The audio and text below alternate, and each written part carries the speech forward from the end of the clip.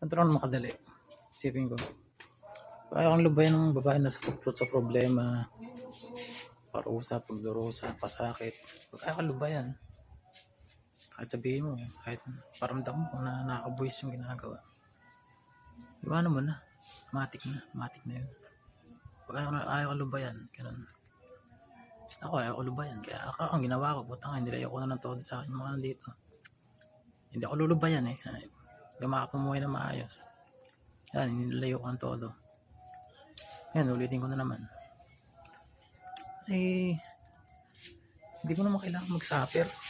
Maganda ka pero nagsasuffer ako. Putang ina. Maganda yung asawa mo pero suffering naman ang abutin mo sa buhay. Hindi ko gusting mabuhay ng ganun. 27 pa lang ako. Umuwi na ako ng ganun.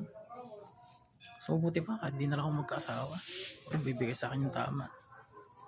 Kasi mga walang pakialam sa'yo yan. Tangina, God-double. Tangina, kaya gagawa ba ng tao lang ng God-double God? Sabi napakahirap nun. Tangina, hindi nyo kailangan subukan. Subok na ako ng Diyos. Lahat ng mga taong kilala ko, subok na nila ako.